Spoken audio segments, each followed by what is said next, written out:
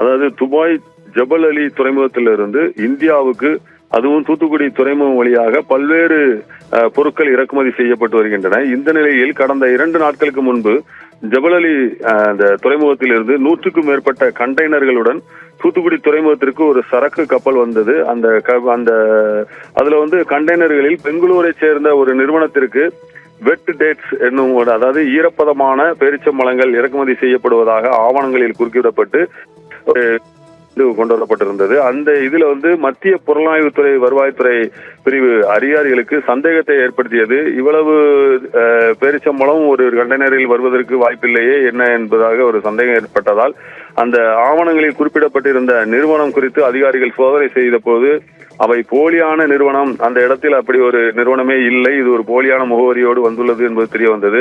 அந்த கண்டெய்னரை மத்திய வருவாய் புலனாய்வுத்துறை அதிகாரிகள் திறந்து பார்வையிட்ட போது, அதை சோதனையிட்ட போது அதில் பாதி அளவுக்கு பேரிச்சம்பளம் பாக்கெட்டுகள் பண்டல்கள் அதாவது திறந்தவுடன் முதலில் இருப்பது போல் காட்டிக்கொண்டு அதற்கு பின்னால் வெளிநாட்டை சேர்ந்த சிகரெட் பெட்டிகள், அதாவது மறைத்து வைக்கப்பட்டது, கடத்தி வரப்பட்டதும் தெரிய வந்தது. இதில் 1300 பெட்டிகளில் இருந்த 2 லட்சம் சிகரெட்டுகளை மத்திய வருவாய் புலனாய்வு பிரிவு போலீசார் பறிமுதல் செய்தனர். இதன் மதிப்பு சுமார் 4 கோடி ரூபாய் ஆகும்.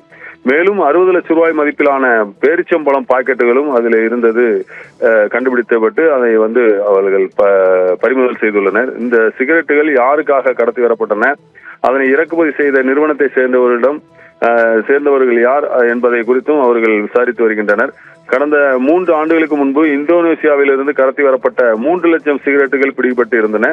இந்த நிலையில் தற்போது 4 கோடி ரூபாய் மதிப்பிலான சிகரெட்டுகள் அந்த துபாய் துறைமுகத்திலிருந்து கடத்தி வரப்பட்டது கண்டுபிடிக்கப்பட்டுள்ளது. இவ்வாறாக அடிக்கடி, அதாவது தூத்துக்குடி துறைமுகத்திற்கு பல்வேறு நாடுகளில் இருந்து வரக்கூடிய கண்டெய்னர் பெட்டிகளில் இப்படியான கடத்தல்கள் நடைபெற்று வருகின்றன. எனவே இதுபோன்ற கடத்தல்களை தடுப்பதற்கு உரிய நடவடிக்கைகள் எடுக்க வேண்டும். அனைத்து கண்டெய்னர்களையும், அதாவது தூத்துக்குடி துறைமுகத்தில் இருந்து செல்லக்கூடிய கப்பல்களில் ஏற்றுமதி செய்யப்படக்கூடிய கண்டெய்னர்கள் மற்றும் இறக்குமதி செய்யப்படக்கூடிய கண்டெய்னர்கள் அனைத்தையும் ஸ்கேனர் வசதி ஏற்கனவே செய்யப்பட்டுள்ளது.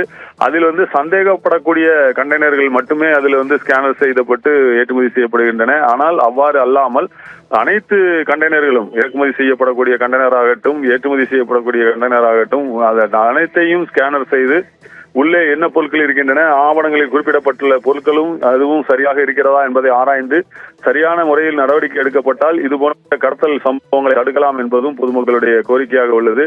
நேர காலம் கருதி இதுபோன்ற இதுகளை செய்ய முடியாது. அப்படி செய்தால் ரொம்பவும் கால தாமதம் ஏற்படும், கண்டெய்னர் பெட்டிகள் அனுப்ப முடியாது என்பதாகவும் கூறுகிறார்கள். எனவே கூடுதலாக ஸ்கேனர் வசதிகளை ஏற்பாடு செய்து இதுபோன்ற கடத்தல்களை தடுக்க வேண்டும் என்பது பொதுமக்களுடைய கோரிக்கையாக உள்ளது. ரீதிகா.